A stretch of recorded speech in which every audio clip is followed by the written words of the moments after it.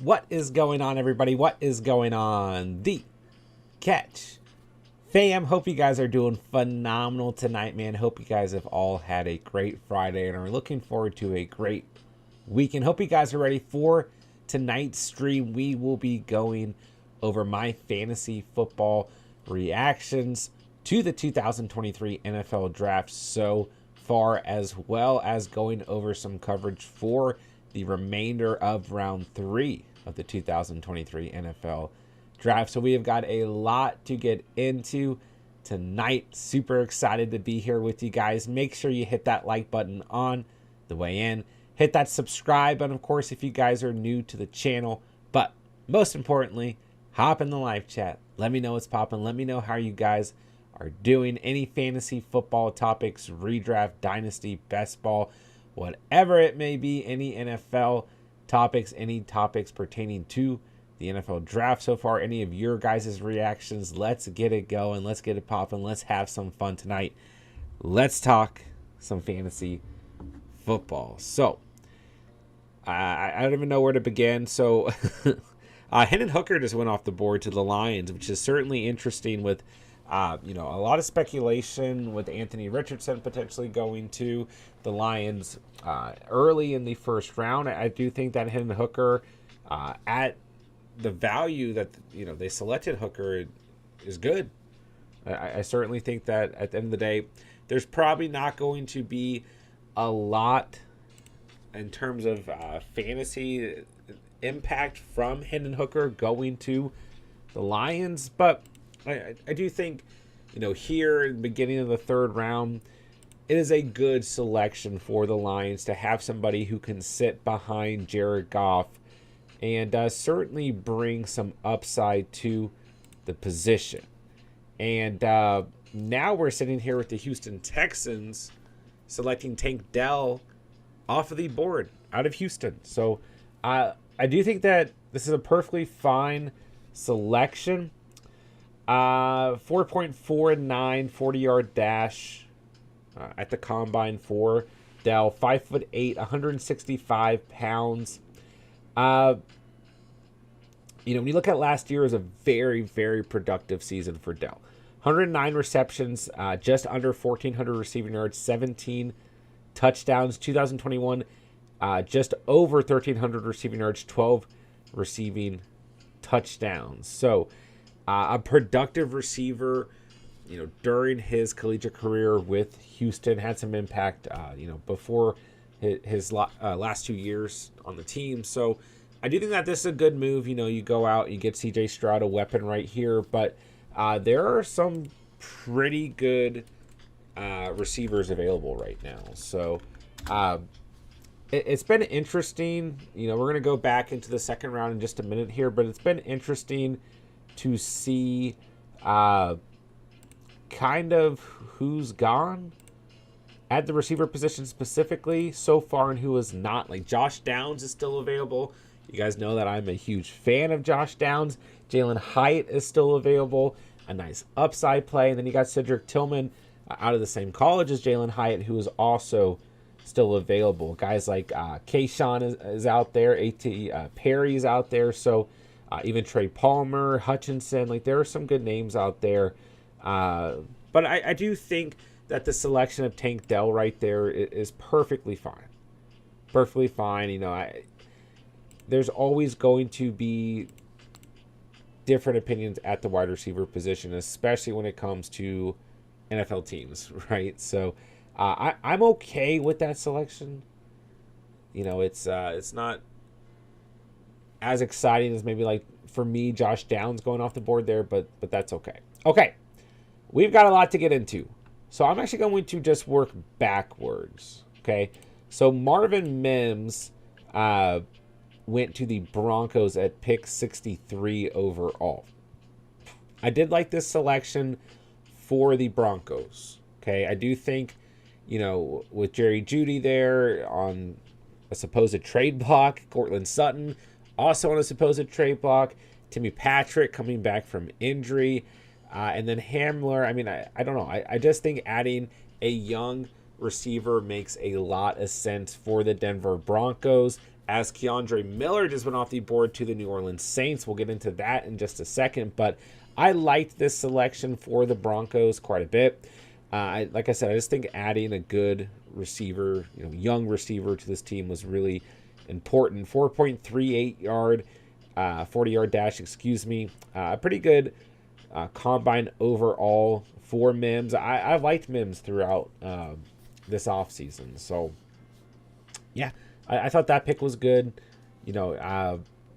Kind of his strengths would play to good body control overall. Good job of tracking the football. But he's not a great blocker as well. Doesn't have as big of a wingspan. So if we're looking at negatives. But overall, I did think it was a good selection. So this is how we'll kind of do it. I'll kind of just be going through previous selections from the night. And as players get selected that are relevant to fantasy, we'll kind of go over them.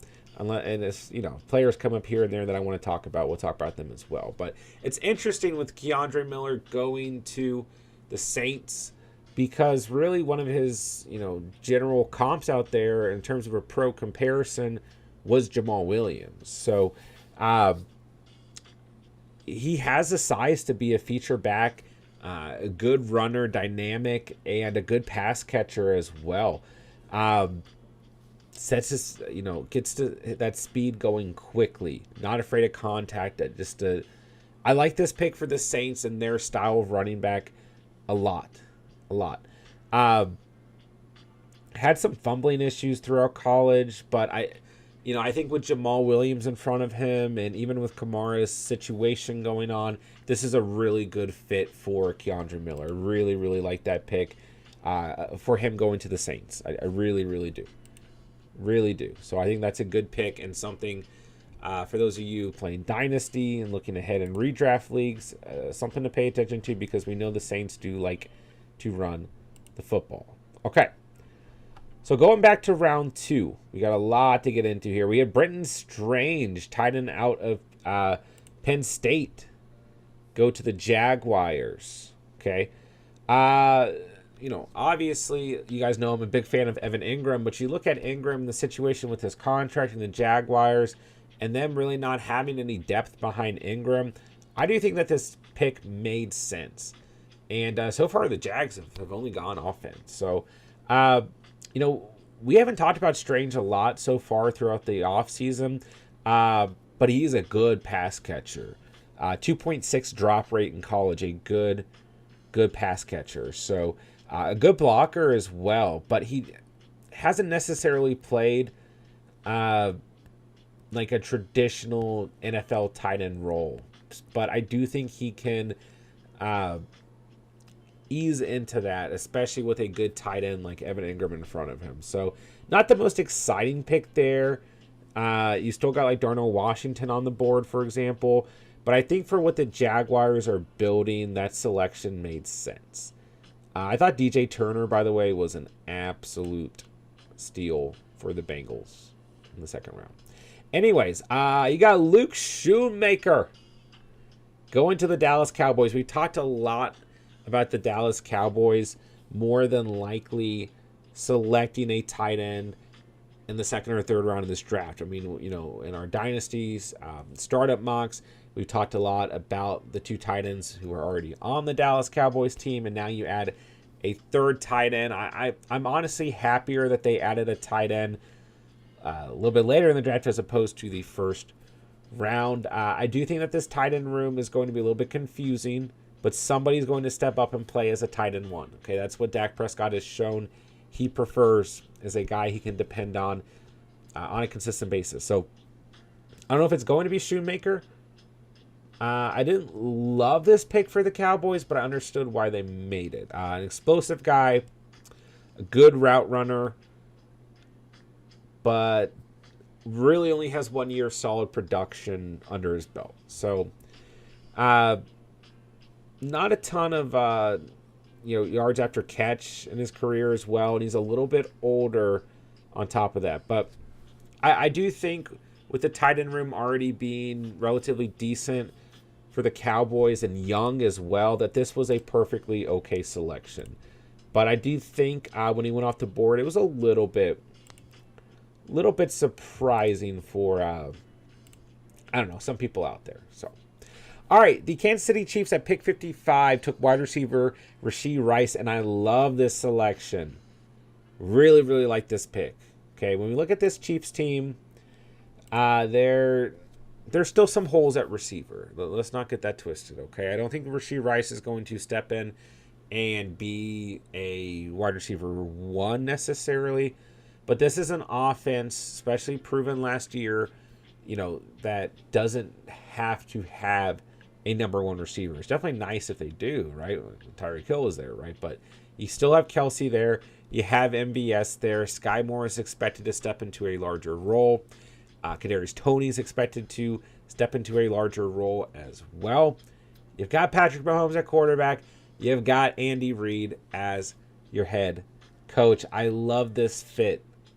Love this fit for Rashee Rice going to the Kansas City Chiefs. I really, really do. It's one of my favorite selections of the night. He is a thicker wide receiver, good at going up and getting the football, good at yards after the catch, and good off the line as well. So I think his attributes will fit in nicely in the type of role that the Chiefs are going to want to use him as. Not the fastest receiver.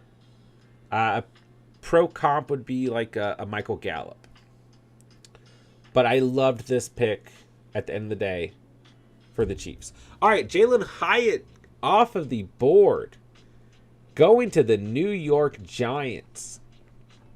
And I think the Giants have a lot of receivers right now who could be productive, but what they don't have is consistency at the wide receiver position. Okay, so I do like the selection of Hyatt here because adding a young receiver to a crowded wide receiver room that has some injury history, probably a good idea. Okay, I like Hyatt a lot. I'm surprised Hyatt has lasted this long, but I do think when you look at Hyatt, there's been a little bit of risk because, like the upside is there for Hyatt, okay? But when you really look at his collegiate career, 1 solid year production, and he's a smaller receiver, not short, but thinner, small frame, okay? So I think it's a good fit though for Jalen Hyatt because, there's Shepard there, there's Slayton there, there's Hodgins, there's Paris Campbell, Darren Waller's there, Randall Robinson's there, Barkley's out of the backfield. Like, this isn't a situation where Hyatt has to step in and be the wide receiver 1, okay? So I like this pick by the Giants. I do. Fast guy, explosive guy, okay? Big play guy, down the field threat guy, good yard after the catch guy. So we know what Jalen Hyatt is, okay? We know that there's a little bit of a risk associated with him, so to speak, but the upside could absolutely pay off, and I do think that is a pretty good landing spot with him going to the New York Giants because there's not going to be a ton of pressure on him. So, we're getting some exciting picks here tonight. And I'm working through round 2. There's still a couple players we really need to talk about. So let's go back to round 2. We ended at Rashee Rice at pick 55 to the Chiefs. So that brings us to the man we need to talk about tonight, and that's Sharby. Okay, Cedric Tillman just went to the Tennessee Titans. We'll break that down in just a second here, but Zach Charbonnet, arguably my favorite running back in this class. I just have loved Sharb's play style. I like his comps, A.J. Dillon, James Conner, Alfred Morris, however you want to put it. I just like Sharby, okay? And I really wanted him on a lot of my dynasty teams this year, okay? And maybe even some redraft teams, best ball teams, whatever. I like Sharby, okay? Goes to Seattle Seahawks. So listen, this feels like a slap to the face, okay? We don't really need to go over Sharb's intangibles and everything. We've talked a lot about him. a straight line runner. We can talk about it, I guess. Thick build, hard to tackle. Very, very good at catching the football. Okay. Not necessarily like a twitchy running back or anything, just like a downhill running back who can also catch the football very well. Okay, for the most part. I like Charbonnet a lot. I really do. Just a consistent running back. Okay, but we know all of that, right? Goes to Seattle Seahawks. Kenneth Walker's an RB1 there. He's going to continue to be the RB1. Okay, that's the reality of the news. So I don't think this hurts Kenneth Walker's shares. If you own him in Dynasty, if you really, really wanted him on your redraft squad this year, if you already drafted him in best ball leagues, whatever, I don't think that this hurts Walker too much. Okay, it does, however, hurt Charbonnet, and it does hurt you. You've already done a startup mock draft, and you are a rookie draft, and you've already taken Charbonnet off the board. Okay, which is a lot of people out there. Okay, listen though, we need to continue to look at this from a realistic standpoint. Okay. Pete Carroll loves to run the football, and there's a history of injuries to running backs in Seattle. Okay? Chris Carson, Rashad Penny, even Kenneth Walker. So when you really look at the nature of the running back position in the NFL right now, teams want depth, and not all teams out there want to run a running back into the ground. Okay? They want to have a flow. They want to utilize more than one running back. I still don't think it hurts Walker's volume. But I think that there's a world where Charbonnet actually still sees pretty decent volume. Okay? It's going to be a really weird situation. And it could flourish into a committee.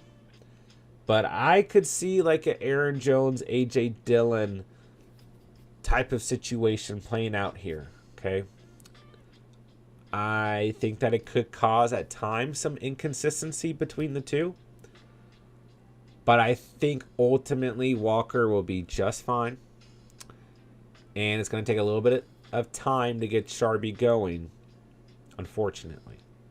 Where if he went to a lot of other teams, I think he would be a fantasy asset much sooner compared to later. So it is sad. I was a little upset about this one. I'm not going to lie. But I do think over time it'll be okay. And I do think if you own Walker, you don't need to be worried. So I certainly would like to get your guys' feedback on the Charbonnet situation. But I do think it'll be okay.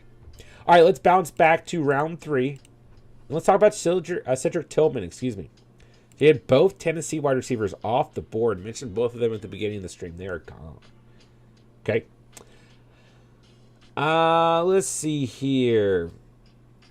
Tillman was great in 2021. Right? Was hurt last year. So that's why you had two different types of risk with Hyatt and Tillman. But they're both very good receivers. I mean, they're part of the reason why Hendon Hooker went to the Lions tonight in round 3. Good blocker. And I like this fit with the Browns, by the way. You got Elijah Moore there. You got DPJ there. You got Cooper there. You got Njoku there. You got a good run game.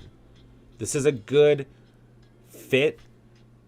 I think he'll fit well into the system, and it's a good weapon to add for Deshaun Watson in that Browns offense. So,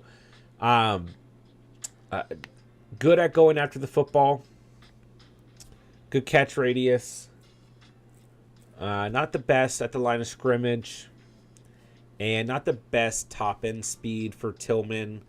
Hyatt was that player, right? So, I do like this landing spot for Cedric Tillman. I really do. It's a good situation for him. And I do think that both Hyatt and Tillman are going to be players we can take a look at when it comes to, especially Dynasty. But redraft, we'll keep an eye on them for sure. All right, getting back to the second round here. Luke Musgrave goes to the Green Bay Packers. I love this pick for the Packers. They waited a little bit. They got him the second round at pick 42. I like this pick a lot. you're not necessarily drafting Musgrave to block, which has really been the case for most of the tight ends taken so far in this draft. He is basically a large wide receiver, you know. Very good over the middle. Good catch radius. I just like this pick. It's a good addition for Jordan Love. I really, really like this pick. There's not a lot to go over here for me. He is probably going to be kind of thrown into this system pretty quickly. Okay, they're drafting him so that he can catch the football. He's not going to be like a yak guy. He didn't play a lot last year either. He was hurt last year, by the way. Every now and then had some bad drops on film as well. But you are drafting Luke Musgrave to turn him into a pass catcher and a complete weapon for your offense as well. So I like it by the Packers. All right, Jonathan Mingo. When I picked 39 to the Carolina Panthers, I like this selection for the Panthers. It's kind of interesting because one of his comps is Terrace Marshall Jr. He's also on the Panthers. Big receiver, stocky guy, but still explosive. Had some kind of big plays on his film as well, like down the field plays as well. Not the most physical receiver, though, for being a big guy. And not always the best at catching the football in traffic. So those would be kind of his pros and cons there. 4.46, 40-yard dash, decent combine overall. But I do like that the Panthers, in the second round, went out and got a weapon for Bryce Young. A young weapon next to Terrace Marshall, Adam Thielen, Chark, Hayden Hurst. I like what the, in theory, what the Panthers have done in this draft. So just a big-bodied receiver, and I think that's really what you want to look at the end of the day.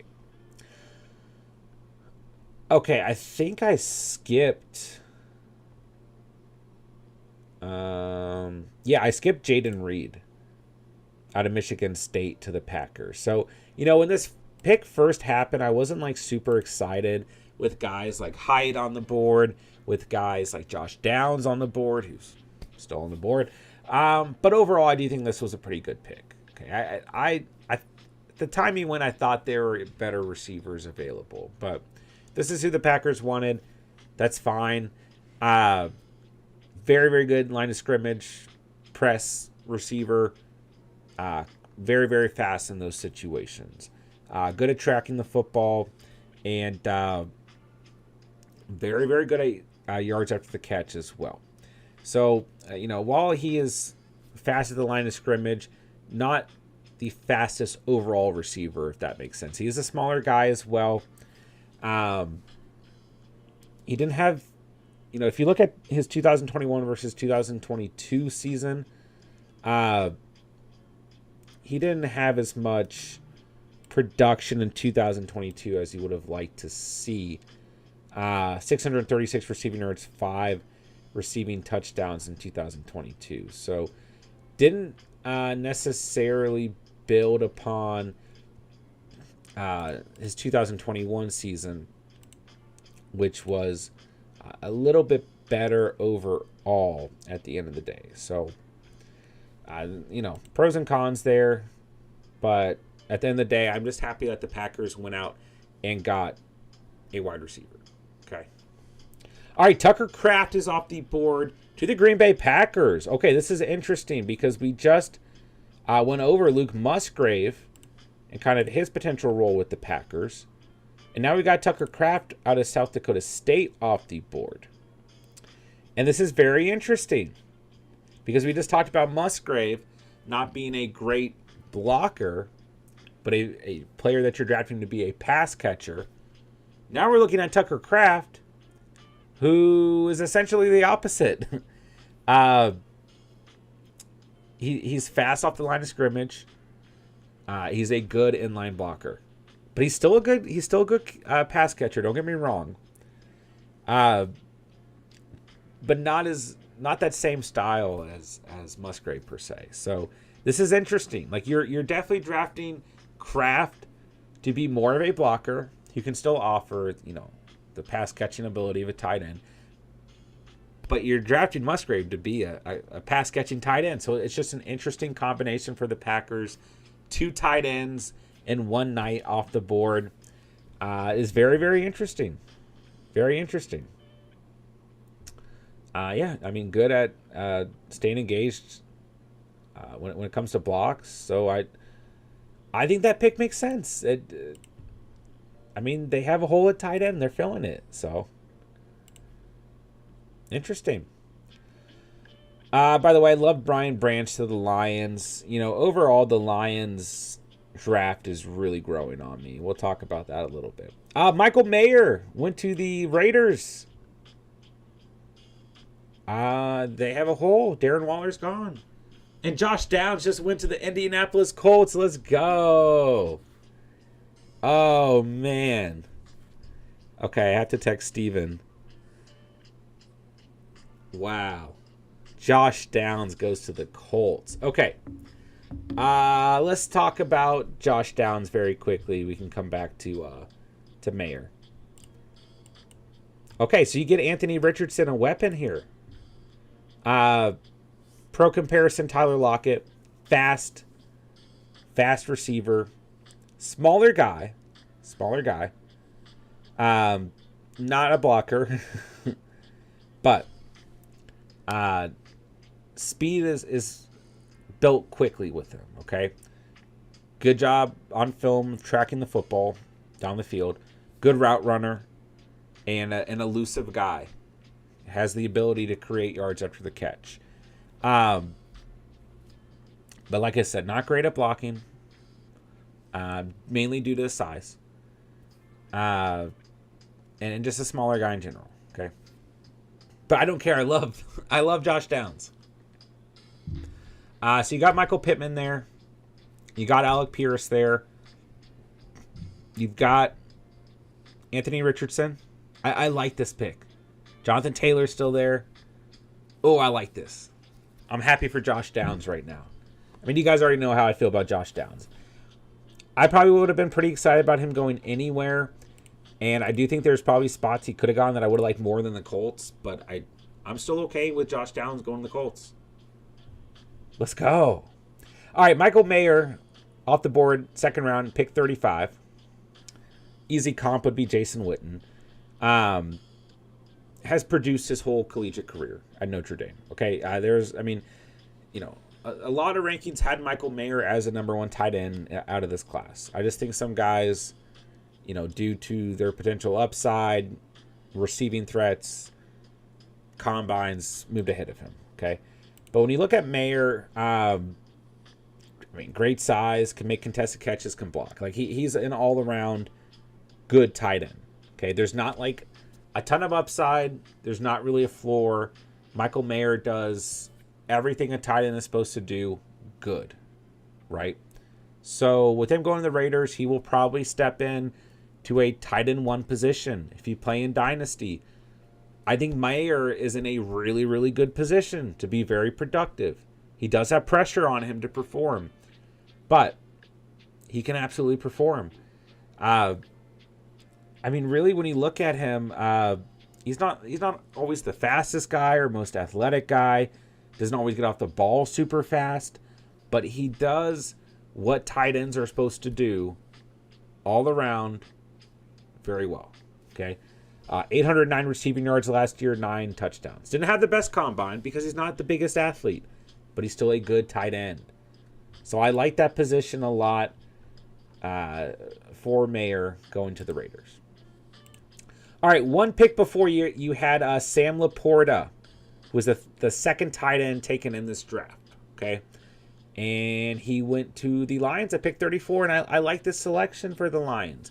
You are essentially attempting to replace T.J. Hawkinson, not an easy thing to do. Laporta, very good yards after the catch guy. Good route runner as well, I would argue, in terms of being able to cut quickly. Uses his athleticism well. and is a pretty good blocker as well. He isn't necessarily the most athletic player and not always the best ball catcher if it's a contest. Wow, what word am I trying to say? Contested catch, excuse me. But overall, if you get the ball to Laporta, he gets the football in his hands. He has two hands. He has the upside. He is a good yards after catch guy, a good athletic pass catching tight end. So I like this pick a lot for the Lions. I actually overall think the Lions have had a good draft. All right, Will Levis to the Titans, baby. Malik Turner's not going to do it. Tannehill's on his decline. Titans trade up to pick 33. They take Levis, the Mayo Man, off the board.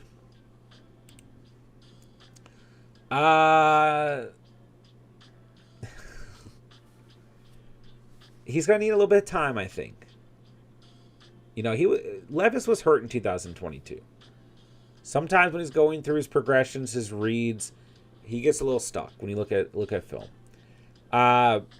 Didn't necessarily elevate his team in 2022, but he was also hurt. 2,400 passing yards, 19 passing touchdowns, 10 interceptions. So, you know, I'm fine with Levis where he went. I do think he was the right quarterback to go off the board next. Okay. And really, you know, there's some interception history when you look at his last two seasons. Okay.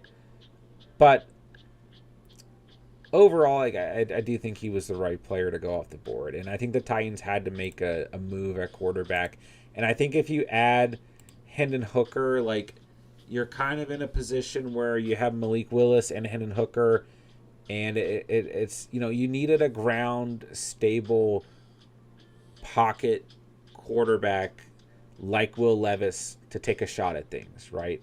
He probably won't start right away. You still got Tannehill there. You got Malik Willis in the room. Like, I think Levis will need some time to kind of sit back and develop. But good size. I mean, Will Levis is the prototypical size of a quarterback, okay? He does have some exposure to a pro-style offense as well. And, you know, like I said last year, he was hurt, but he will play through injury as well, okay? You know, you can look at his film and say he needs to go through his progressions quicker, for sure. Didn't have a crazy combine by any means. You know, didn't have the best team around him as well. You know, he is a smart football IQ is definitely pretty decent with Levis as well. So I think this was a good selection for the Titans. Dynasty wise, I'm willing to take a shot on Levis now. I'm okay with this landing spot overall. But I would not say that this is going to be anything that's going to flourish immediately. But this is going to be the Titans guy. This is going to be their project. And they're going to put more into Will Levis than Malik Willis or Ryan Tannehill. And I think he's in a good position, too, where he can sit behind Ryan Tannehill and even learn a little bit from Malik Willis in that quarterback room as well. With Willis already being in that offense for a year. So I think overall the Titans have had a pretty decent draft, and they're on the clock right now. So okay, that does it for every player in the second round who will play fantasy football this year. So I put round one in the title in case we want to go back to anything from last night, because I feel like I didn't let things sink in enough last night. So, all right, recapping round three. Hendon Hooker to the Lions, Nathan Dell to the Texans, Keandre Miller to the Saints, Jalen Hyatt to the Giants, Tillman to the Browns, Tucker Kraft to the Packers, Josh Downs to the Colts. All right, what's going on, everybody? How we doing tonight, man? That was fun. That was fun. I just talked for like over half an hour straight. All right, Tajay Spears to the Titans. Love this pick. Ooh, Derrick Henry owners, you a little worried now? I like this selection, even if Henry is still there. I think this is a good fit. It's a good fit. Okay. You know, workhorse style running back, patient running back. Can help. You know, will allow his blocks to be set up before he starts running. Pretty decent pass catching running back as well. And a scary guy in the open field, an elusive, twitchy running back at the end of the day. Gets to his top speed quickly. Plays a little bit stronger than his overall size. Not the best pass blocker, though. That's going to be the biggest knock on Tajay Spears, I would say. Doesn't necessarily have the size to be a 3-down back as well. So those would be kind of the two knocks. But like if you're thinking of going committee, if you're the Titans and Henry's staying with the Titans and Tajay is a complementary piece, I love that. I love that. I really do. So I like this selection. I wouldn't get too crazy excited at the end of the day, because like I said, I do think that this is something I think it'd be a better fit if he's in a committee to start. But when you look at last year, like 1,500 receiving yards, 1,500 rushing yards, nearly 1,600 rushing yards, 19 touchdowns on the ground. So I you know, and he's had like at least 22 receptions his last two seasons. So I like a lot about Tajay Spears. I really do. But I do think that if you really want to play to his strengths, his rookie season, you probably want somebody in front of him. But yeah, I think it's a good pick. All right. Okay. I think we're all caught up. So best available receivers. You still got Kayshawn out there, Michael Wilson, Tyler Scott, A.T. Perry. Best available tight ends. You still got Darnell Washington out there. You got Will Mallory out there. You got Kuntz out there. Quarterbacks. We're probably not going to see more quarterbacks gone tonight. Running backs. You got Acne, Bigsby, McBride, Roshan Johnson, Chase Brown, Deuce Vaughn. You got Izzy, Sean Tucker, Mitchell, Zach Evans, Eric Gray, McIntosh, Evan Hull, Ibrahim. So you guys know I love this running back class. And there's a lot of them still out there. All right, thank you guys for hanging out tonight. What's going on, everybody? Let me know. So far tonight in the chat, I want to know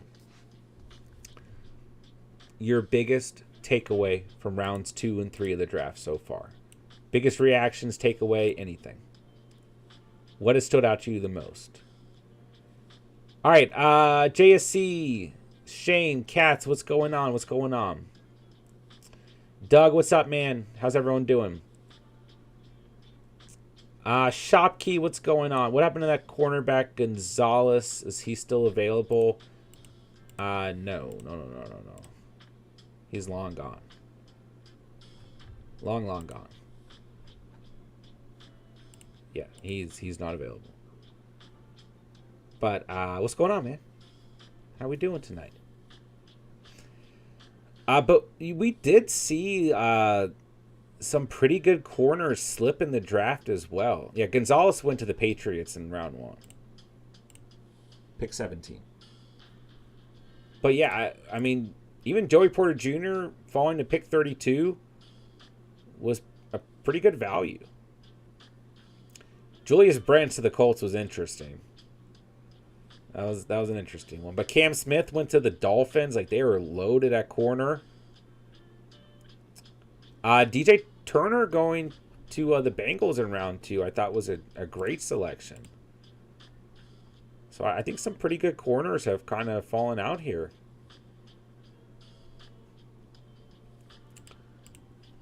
Albert, what's going on, man? How we doing? Cats, Tillman to Cleveland, everything pointing to the Browns opening it up and airing it out. Yeah, I do think if you're a Deshaun Watson owner, it's probably a good feeling, right? Thomas, what's going on, man? What does Hyatt to the Giants do to Hodgins or Randall Robinson? Good or bad? I like them both. I don't really want to touch the Giants receiving room with a 10-foot pole right now.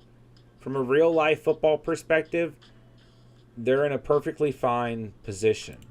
From a fantasy football perspective, that wide receiver room is far too crowded for my comfort.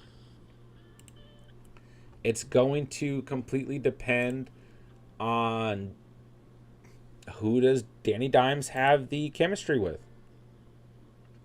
and who's on the field the most.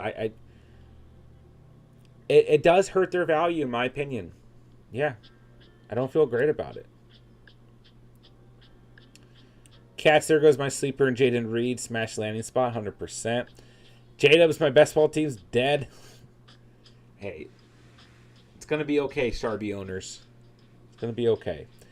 Thomas, I'm hearing teams might be dodging Darnell Washington to health issues. Interesting. Interesting. Yeah, he is definitely falling back pretty far at this point.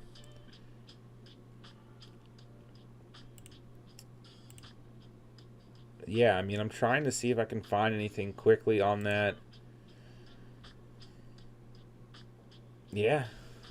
He could end up being a pretty big steal here, depending on what team he goes to. Yeah, I mean, he's like, you know, on PFF, the 37th overall ranked player. You've also got DeJuan Jones out of Ohio State still on the board,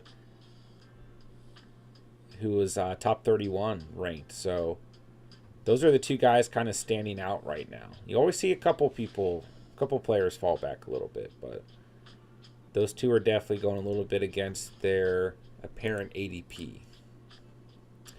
Chase Brown's in the house. What's going on, man?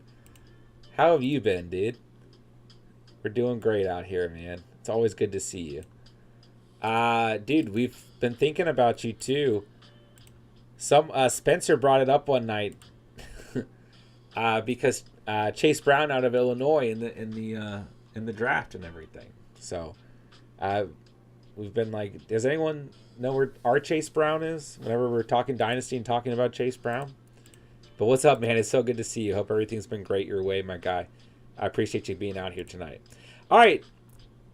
Devin Ackney is off the board to the Miami Dolphins, who are in need of a running back after re-signing Raheem Mostert as well as Jeff Wilson. So I like this selection a lot. A pretty highly rated player. I mean, in a lot of boards was above Tajay Spears, for example.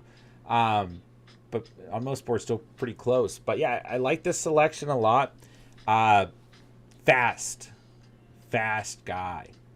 I mean, fast running back. Okay, if he gets into the open field, like, you need to be a little bit nervous. This is a good fit. This offense, and he's physical too. He's physical, and he likes to score. Shifty. I love this selection, man. Love this selection. Could add some more weight overall. Doesn't always break a ton of tackles, although he is physical. I still love this pick. Absolutely love this selection. 1,100 rushing yards last year, 8 touchdowns on the ground. Yeah. Really, really like this pick for the Dolphins right here. That's one of my favorite picks tonight. At the running back position, that is. That I like Keandre Miller to the Saints a lot. I like Ackney to the Dolphins a ton. That's a good landing spot, in my opinion. Doug, I like mayo in my coffee like Will Levis. Jeez. Chase, I'm in a 12-team Dynasty Superflex, finished runner-up, and need some help with quarterback. QB1 is Hurts. Don't have a solid QB2. I have a second-round pick. Which should be an early pick? Who should I aim for? Well, you're in a bad position. Just being straight with you. Because Young and Richardson are going to be gone. And Stroud's probably going to be gone as well. If Levis is there, you got to go Levis. Ooh. But there's going to be better skill position guys on the board, isn't there? Like Levis and Hooker are probably your only options. And I don't think that you're going to be able to take any other I don't know. I don't know if there's going to be any other value at the quarterback position past those guys this year. And I don't know if how much Hooker and Levis bring to a QB2 spot for you if you need a starter in a Superflex Dynasty League right away. So Chase, how are you feeling? Like, who do you think you should start to look at? You might need to package. My other quarterbacks are Minshew, Zach Wilson, Sam Darnold.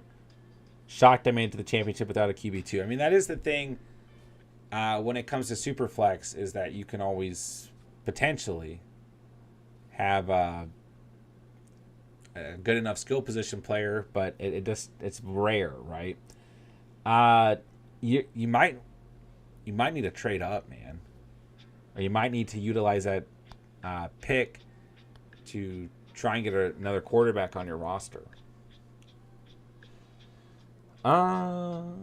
Taylor, if Henry is gone for this year, I love this landing spot for Spears. I agree. I think you kind of slowly work him into that RB1 style. I think he's in a good spot, man. He is. But I think in his rookie season, you kind of want to see some of the flashes behind Derrick Henry. Taylor, you'll see me in a rage at the Ravens take Washington. It does kind of feel like a Ravens pick, right? Bears doing really well tonight. Yeah, the Bears have had a great draft. They have. When we look at things tonight specifically, Zach Pickens was a good selection. Waited till the third round and got a good later value in Pickens. And they got Dexter, right? So like they got two good defensive linemen tonight. Stevenson out of Miami, like just adding good defensive pieces to this roster. You know, after you get Darnold right in the first round, go out and load up that defense because that defense needs a lot of help. I would have liked to see the Bears take a receiver, but I understand what they're doing. I think that's fine too. Bears GM playing like me and Madden, says J Dubs. Chase, I have both Mike Williams and Palmer in my Dynasty League. About working with Johnson being there, so might have to drop Palmer. I would... I don't think Palmer's production's completely out the door, but I do think... And Palmer has good chemistry. Well, actually, at times, the chemistry with Herbert was not good. Like, there were times where Herbert was looking in Carter's direction, and Palmer should have been the better receiver on paper. But when Palmer does play better, or did play better last year, I guess I should say, was when Allen and Mike Williams were on the field. So, it depends on who else you can drop. Man, I mean, if you have... Because, like, you know, God forbid, if something happens to Mike Williams and or Keenan Allen, who have injury history, then you might want Palmer around. You know what I mean? So, it just depends on who else you can drop. I don't think, you know, something happens to Williams, something happens to Allen, then I think that Palmer's still going to be a piece of this offense, even with Quentin Johnston being added. Taylor, looks like you guys got Trenton Simpson out of Clemson. I need to see some offensive players go here.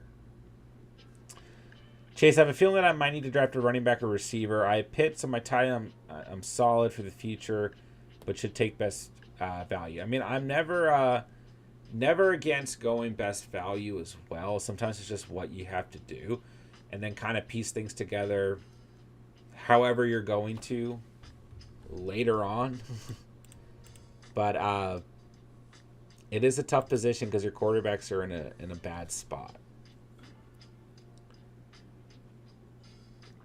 Yeah, Chase, you can always post on Discord as well. Bears time, what's going on, my guy? Hello, hello. No draft tonight, but there might be some being ran on Discord if you want to check that out. I'm not sure what they're up to, but if you hop on Discord, they may be organizing one tonight as well. Man, the Niners have 3 selections at the end of this round. And they're on the clock right now. They got to do some damage. Bears time, I have a first, 2 seconds, and 2/3. What direction should I go in? Is it a dynasty or redraft league? Is it dynasty? It sounds more like a dynasty setup. But just to be sure.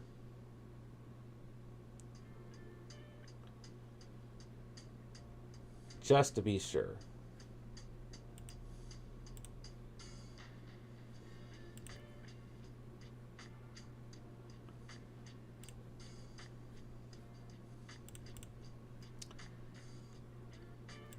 All right, so Niners have Jair Brown off the board.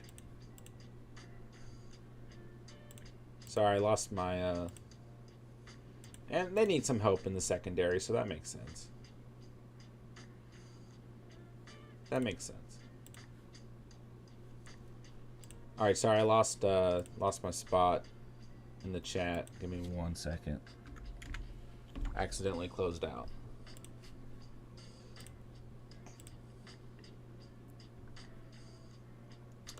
All right, Bears time. It's a redraft format, so not super flex or anything. Just 1 quarterback league. You're probably going best available receiver or running back in the first round, and in the second round, then I would say you have 2 third-round picks. What's your draft position? I mean, you could go quarterback with one of those 2 third-rounders. Are you going to stick with running back and receiver and go late-round QB, late-round tight end? In general, I'm looking for value at the tight end position. I'm not drafting them that early unless Kelsey or Hawkinson just fall to you at a ridiculous rate. And I guess Andrews is back in the conversation as well with Lamar Jackson back to the Ravens. All right, Chase, back on the Discord. Let's go, bro. All right, so we got Hurts at quarterback, Mixon, Pollard, Pittman, Waddle, Schultz, Pitts, Zay Jones, Mike Williams, Gardner Minshew. On the bench, you got Darnold, Wilson, Lenny Fournette, Pirine, Gabe Davis, Nico Collins, Rondo Moore, and Josh Palmer. So I would hold on to Palmer, Rondo Moore, and Nico Collins. And Gabe Davis. Man, no one can go on the taxi squad, huh? And I kind of have to hold on to Gardner Minshew because he might get playing time this year. Tank Bigsby is off the board here. Let's take a look at Tank, and I'm going to keep thinking on your team, Chase. Don't worry, I'm not done with that. All right, Tank Bigsby, running back out of Auburn. I like this selection here. Going to the Jaguars, they do need some running back depth, so I'm okay with this. I am. Quick guy, twitchy guy, makes defenders miss. Does run hard too. Can break tackles. Explosive guy. Good running back. Sometimes on film would bounce outside instead of just going, down the line and taking what's there. But not always the best route runner. And not always the best blocker. But there's the potential there. I don't think he's going to hurt Etienne's value, but he is a depth piece. And, 970 rushing yards on the ground last year, 10 touchdowns on the ground last year. Bigsby is a good player, for sure. For sure. So he could see some volume, but I think Etienne's going to be the guy. And, Bigsby could get in the mix, though, for sure. For sure. I like this selection. Somebody to keep an eye on for sure. Especially with Etienne's injury history, right? All right, Chase, back to your squad here, man. This is tough. I would keep Palmer and Moore and Collins and Davis. How many receivers are you playing? Just 2, but you got 3 flex spots. Not including the super flex. Yeah, you're good at tight end. You got Dalton Schultz and Pitts. I mean, it's a bad time to trade Joe Mixon. But really what I think you should do before your rookie draft is try to trade one of your veterans, free up a roster spot, and get some more draft selections. Even if you can't get a first rounder. Like, people will trade for Zach Wilson right now.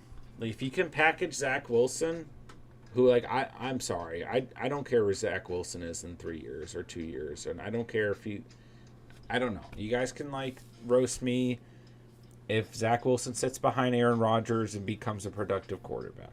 That's fine. At the moment, I'm willing to sell Zach Wilson. I just am, personally. So if you can package him with, I don't know. I don't know what you get out of Fournette. It's a bad time to trade Mixon, and I probably wouldn't because you don't get the right value for him. Even if he misses a couple games, gets suspended a couple games, whatever. You're not going to get the right value for a running back that's been just fine the last 2 years. From a dynasty perspective, getting up there. But if you can package Zach Wilson and Fournette for some picks, for example, and I think Fournette could even see some value where he is, but I just think that's better for you. If you have to get rid of one of your bench receivers, I think it's okay. But Palmer's young, Rondo Moore's young, Collins is young, Gabe Davis still tied to Josh Allen. So I think they're worth keeping. But if you can package one of them and get some picks, I think that's the best move for you, man. Let me know what you think, though. Chase, I am trying to ship Mixon, yeah. I gave a first this year for him and a third. Ooh, okay. At least he got the third out of it, I guess. Bears time. 1 quarterback, 2 running backs, 2 receivers, tight end, 1 flex, kicker, defense. Okay. 10-person. In a 10-person, you can go quarterback a little bit earlier because you do want that positional advantage. I mean, so do you know your draft position? Going for Fields, Walker, Hall, Diggs, Amon-Ra, Kelsey, DJ Moore. I don't think that's going to be possible, even in a 10-man with loaded picks. I mean, Fields a top 6 quarterback. Walker and Hall at worst are top 6, 7, 8 guys. Diggs and Amon-Ra are once again top 6 guys. Kelsey is the number 1 player at his position, and DJ Moore is a little bit further back. He's the most realistic player.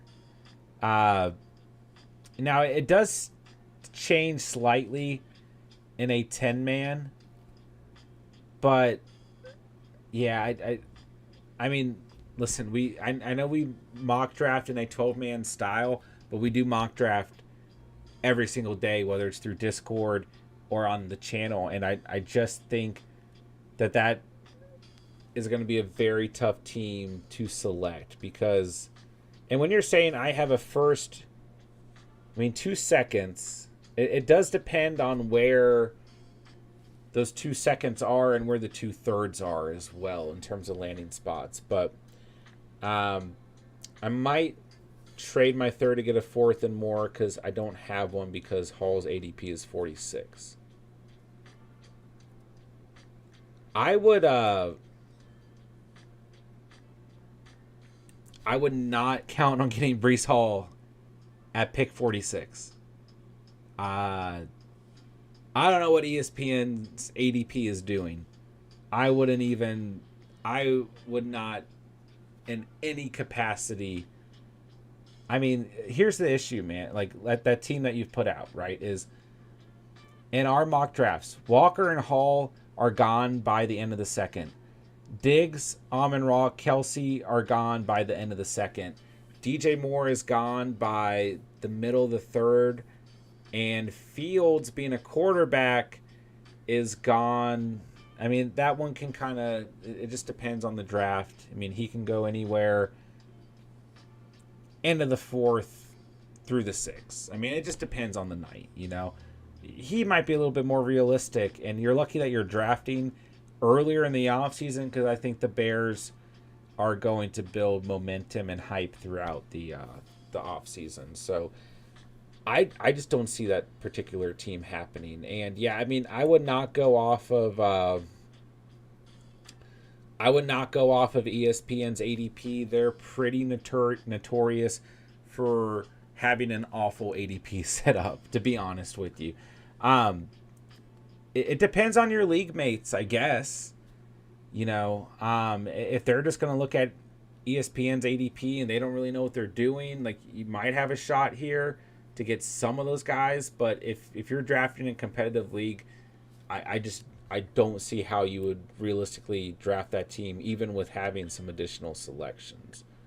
I mean, we've done mocks where Walker, Hall, Diggs, Amon-Ra, Kelsey are all gone in the first round. So it's that's interesting because I mean, having those additional picks is good, but it's always really tough to kind of go into a draft and say, I am hoping to get these exact players for my roster. You know, like, you need to have multiple players at the same position that you're comfortable with drafting, if that makes sense. So, like, instead of saying I'm going to get Amon-Ra St. Brown with this selection, you need to look at it as I'm going to get Amon-Ra St. Brown. If he's not there, I'm going to get AJ Brown. If they're both not there, I'm going to get Garrett Wilson. If those three guys aren't there, then I'm moving on to the next receiver. You know, you need to be able to have some flexibility, because if you go into a draft and you say I'm drafting these exact players, you're going to set yourself up to fail in the draft and then panic as well. You know, Fields ADP and ESPN is 67. Yeah, I mean, he could be a little bit further back. That's fair. But I mean, overall, like, ADP really means nothing at the end of the day if you're drafting with competitive people. Chase, I agree with you to get more picks. Overall, my team is younger, 24 to 25 age. Yeah, I mean, like, your team doesn't look too bad. But I think you do need to continue to add some youth and get some more selections. And the quarterback situation, I don't know if you can fix right away. I don't know if he can fix it in your rookie mock with where you're picking from. I mean, I think you can consider Hooker as well as Will Levis, but they're not even going to be an immediate answer, you know. So I think, like, if one of them replaces Zach Wilson, for example, like, you're okay. If one of them replaces Sam Darnold, you're okay. But, like, Minshew and Darnold have a chance to get some playing time this year. Minshew has a better chance. Zach Wilson's not going to play this year, but if he does well enough behind Rodgers, the theory is that eventually he could have some value, right? JSC, honestly, now that I think about it, Marvin Jones kind of seems like a shot in the dark at 33. Uh, he's a shot in the dark for sure, is probably the best way to put it. Chase, I don't think anyone in my league would want Zach Wilson or Lenny. That's fair. That's fair. Yeah, that's bad by me. Um, yeah, you're in a tough spot. And Lenny will find a team. Lenny will find a team, but you're still in a tough spot, man. I wouldn't drop Palmer, though, because he's young, and I'm telling you, it's an injury-prone receiver room. I mean, I like Nico Collins right now, but to be honest with you, if I was going to drop one of your receivers, it is Nico Collins because you've got a new head coach, potentially a new offense, a new quarterback. There is a likelihood that Nico Collins is pushed out of the mix. There's also a likelihood that he stays right in the mix. And he's still pretty young. And you know what? I might try to trade like one or two of your receivers for picks. I would still try to package Zach Wilson because just make the argument that he's still young. You know, seriously, there are dynasty owners out there who are willing to acquire Zach Wilson as part of a package. Maybe try to use that to your advantage is all I'm saying. He's not the highlight of the package, but he's part of it, right? Rondale Moore, I really like. A lot of upside. Boomer bust type player. Could be in a larger role as long as he stays healthy. With Hopkins out the door. But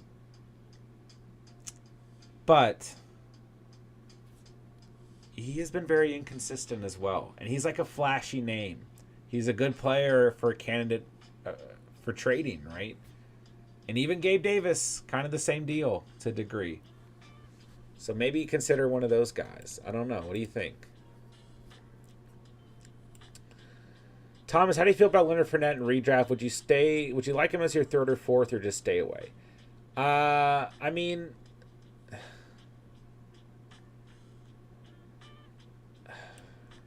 I'm staying away at the moment. We got to see where he lands is the thing. We got to see where he lands. So yeah, I would say I'm staying away.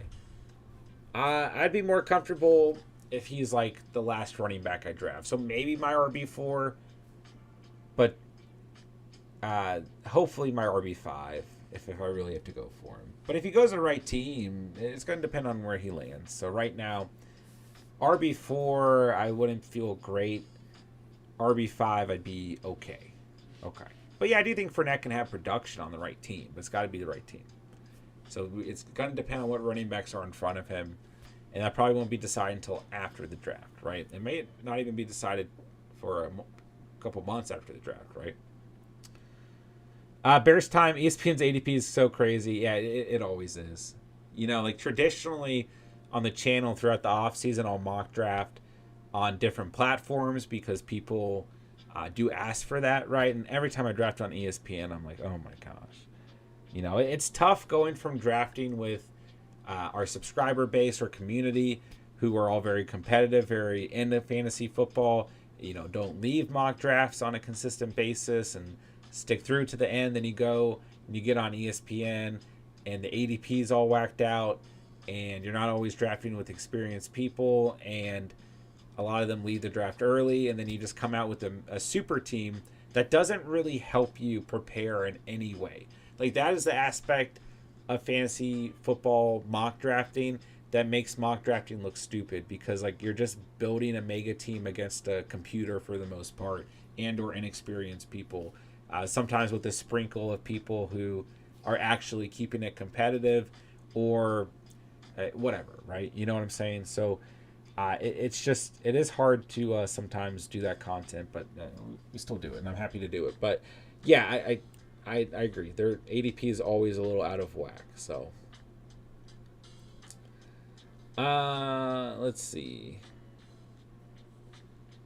Bears time, not Amon-Ra, Garrett Wilson. Yeah, and I mean, Garrett Wilson's ADP has shot up. Like, really, really gotten up there. So, I mean, we've seen him go anywhere from the very beginning of the second to the end of the second. So, it's going to be tough.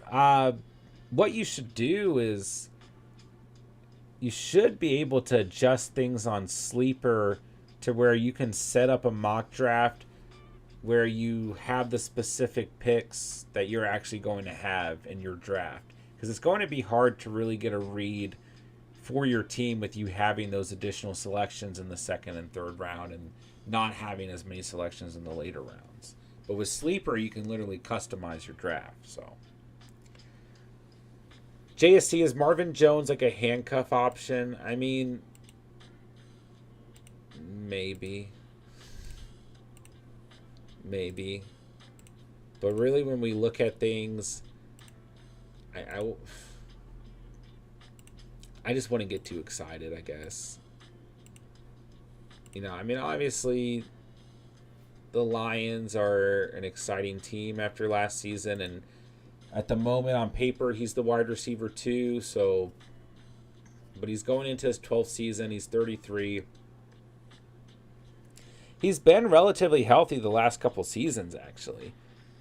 I don't know if I call him a handcuff, though. Like, I mean, at the moment on paper, he's in a decent spot, but I don't want to go out and draft him, per se. If Josh Reynolds can stay healthy, I think he's actually in line to be more productive because he has really good chemistry with Jared Goff. The Lions haven't added a receiver in the draft, though, so that is good news for Marvin Jones. But obviously, Jameson Williams missing 6 games has really hurt the offense, right? Yeah, Bears time. I would just kind of try to start to plan out what position you want to draft with each selection and then have multiple players, It's just really tough to say and to give advice in the sense like you should go for this specific player, and this specific player. Like that, if we could all do that every draft, it would make fantasy football a lot easier, right? And a lot easier to study and prepare for. But you have to have just multiple players that you believe in at each position. I probably wouldn't draft Marvin Jones in the last round, no. I would rather sit back and kind of see what happens.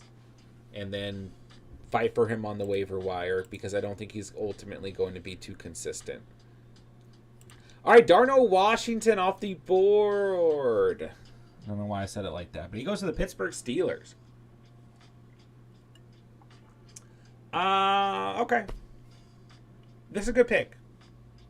I don't think it's going to hurt Freiermuth. Before you guys start coming at me as the biggest Freiermuth lover in the world, don't. Because I don't want to think about it. Freiermuth is going to be okay. Don't you worry, Freiermuth owners, if you're out there.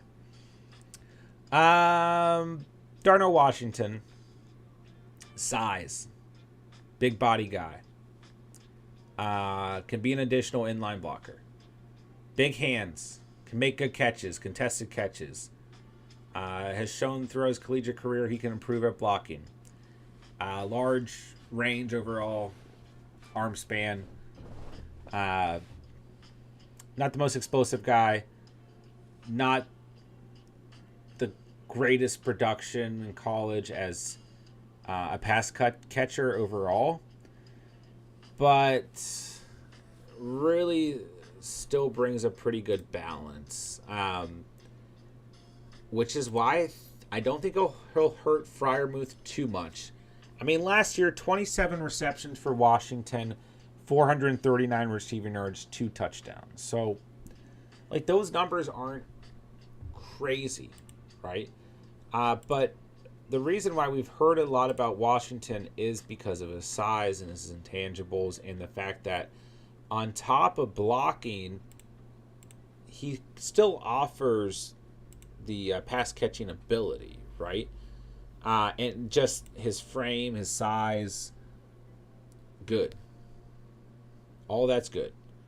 So he will help move the chains. he's just a tough matchup for defenses. And it's also tough for defenses to read what his role is going to be on any given play. Is he going to be used as a blocker, or is he going to be targeted? So, and like I said, he can make those contested catches. So this is a good landing spot for the Steelers. And Washington fell back pretty far. I mean, there were a lot of talk of Washington, and there's a point where Washington was being talked about like the first tight end off the board ahead of Mayer. Like even when Mayer was the guy that everyone really expected to be, without a doubt, the first tight end off the board. So easy comp is Mercedes Lewis, who, if you think about Mercedes Lewis' career, not always consistent, because that's kind of the profile of Darnell Washington. Is, like I said, can block well, can even be an inline blocker, but also has the ability to make contested catches. Like that's how I look at Darnell Washington. So I like this landing spot actually, because I think he can complement Pat Freiermuth, who is a decent blocker, but is definitely a pass catching tight end. And he can help protect Kenny Pickett. I like this selection for the Steelers. I think they got a really good value here. So I don't think there's going to be a ton of fantasy fallout from Darnell Washington. Like from a fantasy perspective, this is probably not good for Washington. If you've already done your rookie draft or a startup mock that had rookies, this is probably not great if you own Washington.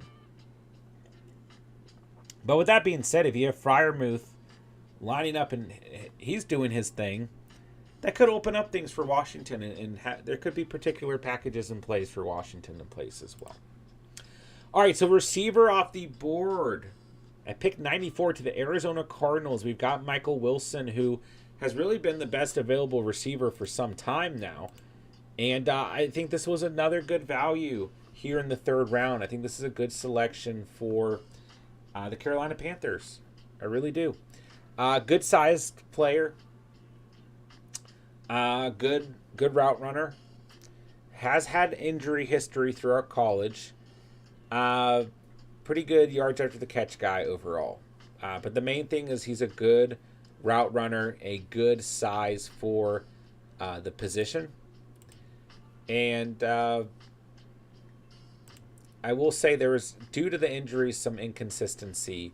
You know, like when you look at last year, 26 receptions, 418 receiving yards, 4 touchdowns. So if Wilson can stay healthy, this is a good depth move for sure. But he's got to stay healthy. Not going to be a ton of pressure on Wilson right now. Even with Hopkins out the door, you got Hollywood Brown there, you got Rondell Moore there, you got Greg Dortch there. So I'm okay with this selection. I really am. 2021, he averaged about 50 receiving yards per game. In 2020, it was a little bit more, closer to 60. So, I mean, really, due to injury, every single year of his collegiate career was cut short. So that is an issue. And last year was definitely his best season on paper. And like I said, it wasn't crazy. But very good route runner. Got to keep him healthy. And has good overall intangibles as a wide receiver for sure. All right, let's see. Gonna try and catch up here. Chase, my running backs are concerning, but at least I have Pierce, Mixon, and Pollard for sure. Maybe Zay Jones I could get rid of with Ridley coming back. Jags have too many weapons. I mean, I still like Zay Jones as the boomer bust type player, but I do think in your situation, that is completely okay to do, for sure. JSC, I might be better off stashing Jameson Williams. I would say 110% Jameson Williams would be a better stash, not mustache, than Marvin Jones. J-Dub says buy low on Burks. I mean, I wouldn't mind that, personally. Michael, what's going on, my guy? Hello. What do you think about Rashee Rice? I like Rashee Rice. I've liked Rashee Rice all throughout the offseason. So I'm excited that he gets to go to the Kansas City Chiefs and play with Patrick Mahomes and Andy Reid as his head coach. We talked a bit about him earlier in the stream. You know, with Sky Moore expected to take on a larger role, Kadarius Toney expected to take on a larger role. Excuse me, I really can't talk tonight. MVS still there. Travis Kelce doing his thing. Isaiah Pacheco expected to take on a bigger role as well. I think this is a good landing spot. An easy comp would be Michael Gallup. He's a big-bodied wide receiver. He's a thick wide receiver as well. Yards after the catch, pretty good overall. And is good at the line of scrimmage. So, not the fastest guy, but I think that's okay because you have speedy guys on that team already. So, I like Rashee Rice a lot. I love the landing spot for Rashee Rice. JSC, Goff with St. Brown is my favorite Lions stack. I also like Gibbs with Monty stack personally. You know, guys, the Lions draft has really grown on me. It really has. Listen, there was talks that after last night that Gibbs was going to go in the top 15, like no matter what. And there's more talk that he was going to go, closer to like pick 20. But there's a lot of talk. I mean, there's even the reports coming out that scouts or GMs or whatever liked Gibbs more than Bijan, which is, I don't know how much we want to read into that, but I know that Gibbs went at 12 and everyone is like upset about it. And I get it. Like, they have Swift, they just signed Monty, and now they add Gibbs as the first player after trading back. Like, I get it, right? But you think about Swift and his situation. He's going into his fourth season. He's as injury prone as anyone. And if they trade him, they get good value out of him, I think. If they don't trade him, that's okay too. Then they add Jack Campbell, who you could argue the Lions needed a linebacker who's better against the pass than the rush. But they also at times were really bad against the run last year. And Jack Campbell is just a solid linebacker. So I like that selection as well, and I think both those players fit what the Lions have been building under the Dan Campbell regime. Then they add Sam Laporta, who's a very, very athletic yards after the catch guy, and should fill the void of TJ Hawkinson being off that team. Then they go out and they get Brian Branch, who is a great tackler. Great, a playmaker, can do a lot of different things. I would compare him to Gardner Johnson. Is who I compare him to. And, there are some concerns. Not the best at man coverage. Didn't really have a defined role. Did a lot of different things. Wasn't the biggest player. But undoubtedly a great tackler and an instinctive playmaker. And he fell back a little bit for that reason, or those couple of reasons, right? But I love Brian Branch to the Lions. I just think that they got a good value there. So I really think through the first two rounds, they've actually had a good draft for what they are building. Then they add depth at quarterback with Hendon Hooker tonight. Someone had to take Hooker. Now they got an upside guy behind Goff. Then they just took Broderick Martin off the board. So they get a defensive tackle as well. So, I like what the Lions have done at the end of the day. I really do. Thomas John, I totally agree with you about having a handful of players to target at each position, as I've started learning through doing more mocks. 100%, man. Michael, should I trade Carr, Pickens, and the 1.3 for Mac Jones, Garrett Wilson, in a 2024 first?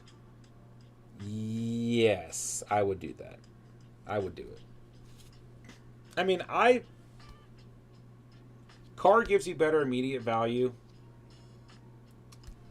I think Pickens actually will be fine down the stretch, but I do think Pickens could have some inconsistency throughout his career. But you get Mac Jones, who's more of a long-term piece, although his time frame is running a little bit low. But here's how I would put it. Garrett Wilson gives you immediate value. Mac Jones gives you a better long-term piece at quarterback than Carr. And you still get a first rounder next year. It just depends, Michael, who were you going to draft at 1.3? And how badly do you need them? That's what you really have to think about. But outside of that, the trade is fine. Sick Nasty's in the house. What's good, man? How are you doing? What's up, bro? It's been a minute. What's going on? J-Dubs, there's a significant tier break between Pickens and Wilson. The 2024 first is good, especially if you can get Harrison Jr. 100%. J-Dubs, I'm worried that the Lions actually deploy a 3 running back committee. Seems like something they do. I won't be surprised. And yes, it sucks from a fantasy perspective, but sometimes we have to remove fantasy and real life football. And from their perspective, if you are going into the season with Monty, Swift, and Jahmyr Gibbs, I mean, what is an opposing defense going to do, especially if that offense, the passing game takes another step forward, you know? Swift is on the way out, probably won't be on the team after Saturday. Yeah, that could definitely be that could be a very realistic possibility as well. Yeah, and while J-Mo's out, it's a good point. They could run the football a lot.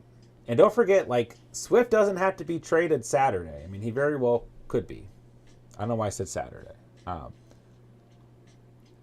But he could be traded. I mean, don't forget that the trade deadline is, 6 weeks into the season? Like, they got all the time in the world to trade Swift. So, Chase, how's Zay Jones, Zach Wilson in a 4th round 2023 for How in a 2nd 2023? I'm okay with that. For your specific situation, I'm okay with that. I mean, you get an upgrade at quarterback. You're still taking a risk. We don't know how Sam Howell's going to work out. But it's a better risk than having Zach Wilson on your team. You give up some value in Zay Jones, but you have a little bit of wide receiver depth. I think that's fine. And you get a 2nd round compared to a 4th. I'm okay with that. Swift to the Chiefs or Bengals by Sunday. We'll see. It could definitely happen. I mean, that's kind of the thing, though. Like, whenever you have, like, an attractive offensive player show up, it's like, oh, they're going the Chiefs, the Bills, or the Bengals. And so far, D-Hop's not on any of those teams. Odell Beckham's not on any of those teams. Dalvin Cook's not on any of those teams. Derrick Henry's not on any of those teams. So, Jake Moody's off the board. We've got a kicker. We have got a kicker off the board at pick 99. And we do play kickers in fantasy football, don't we? Pro comparison, Jason Sanders. Accurate, big-time kicker with an average leg.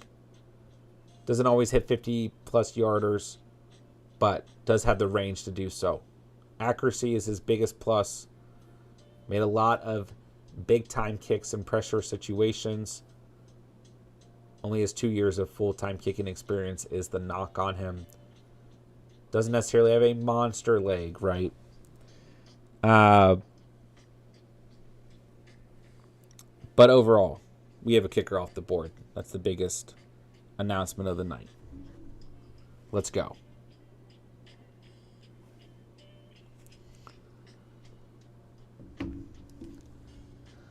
Sick Nasty, I've been great, man. I've been great. All right, guys, give me 1 second. I got to run downstairs and address something with the baby. Give me, exactly 1 minute. J-Dubs, you're in charge. Talk about Jake Moody.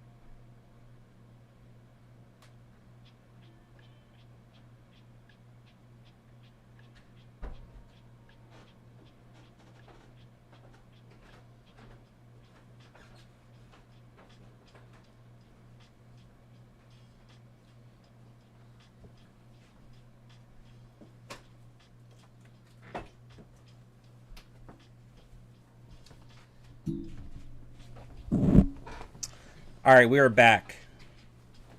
And Jake Moody is still the last offensive player off the board. I'm just so hyped that a kicker got selected. I'm very, very excited about that. Chase, I sent it. Yeah, let us know how it goes, man. I really want to sell Mixon, but don't know what I could get in return value-wise between picks and players. Yeah, I don't think it's a good time to sell Mixon is really the reason I left him out of the equation, because with everything going on with Mixon, you're getting the lowest value possible out of Joe Mixon. For sure. For sure. So I still think Mixon will be productive whether he's with the Bengals or not for another year or two. So I wouldn't sell him. You're just not getting the best possible value.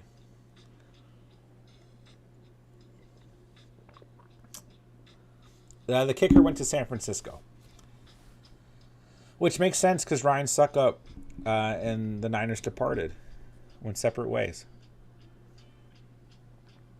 Moody's the next Tucker. Let's go.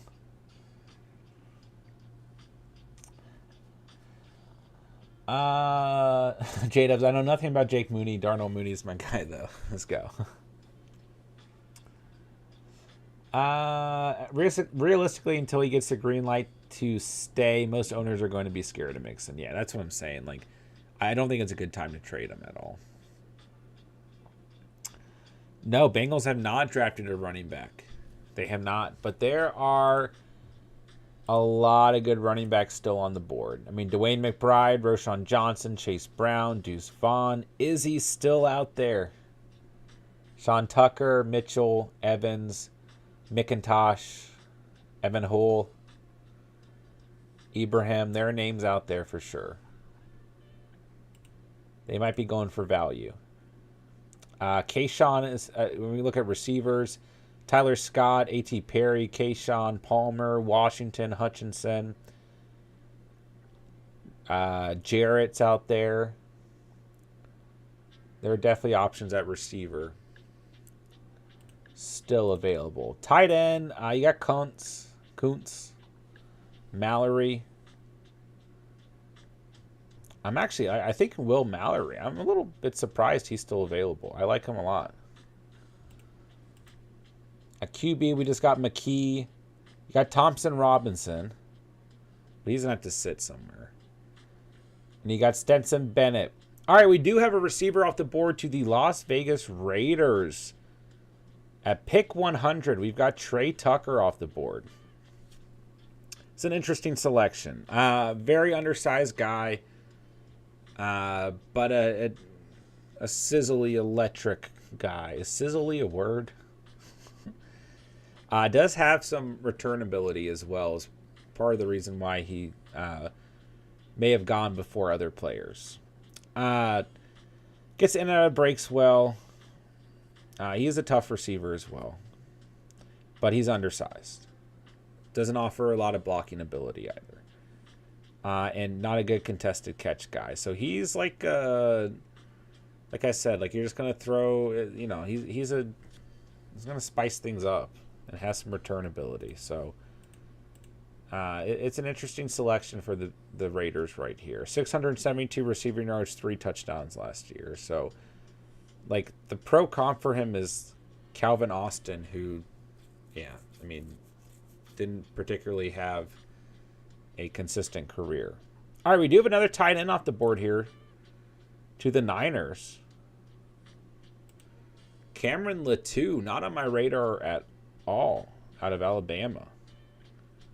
So let's see here. Yeah, he was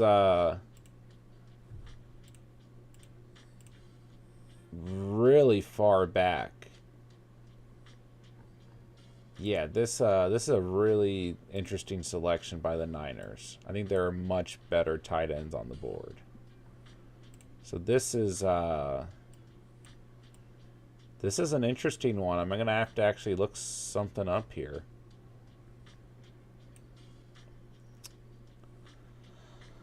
Let's see. I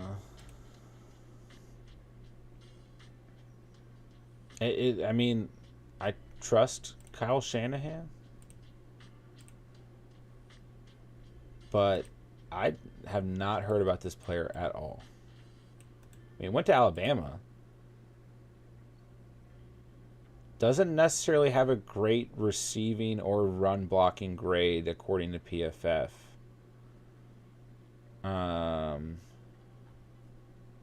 So that's interesting.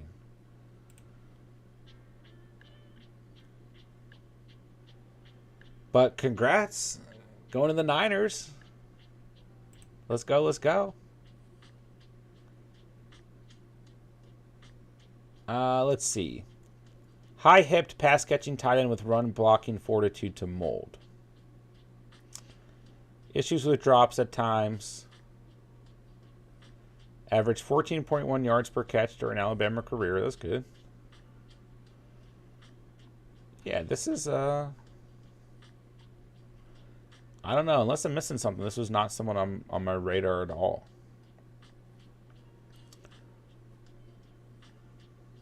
Huh. Well, at least Kittle's in front of him, right?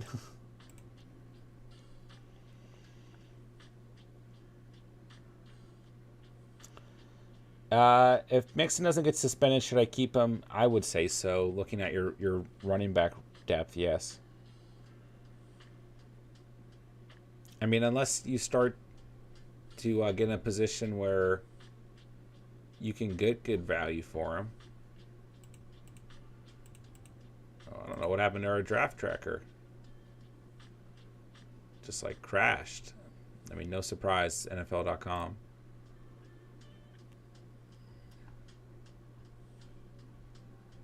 All right, final pick of the night was Blackman out of USC.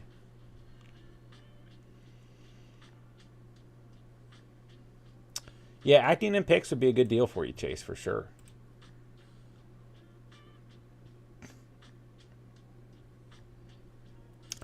Okay, ladies and gentlemen, that wraps up the third round of the 2023 NFL Draft. So that wraps up our night.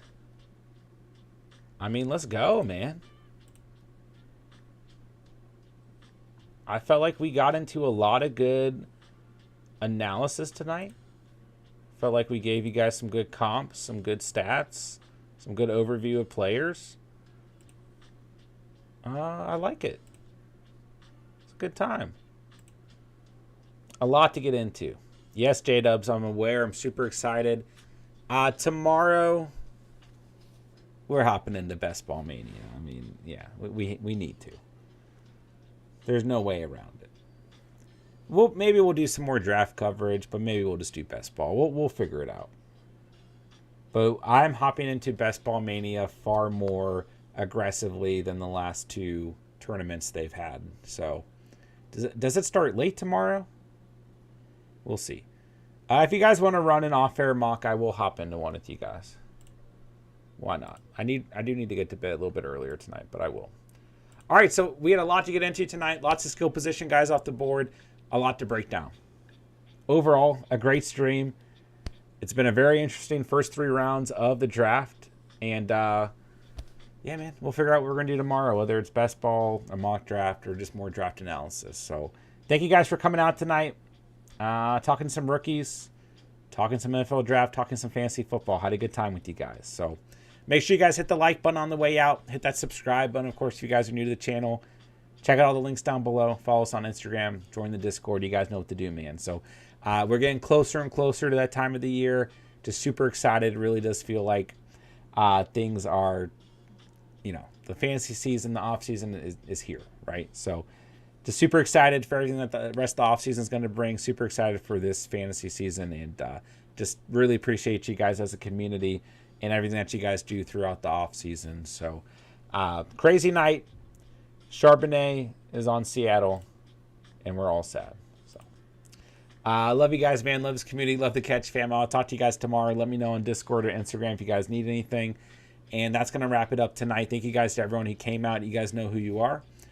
And I'll talk to you guys tomorrow. With that, I'll say thank you guys so much for watching and or listening. And remember, you saw it here on The Catch. And peace.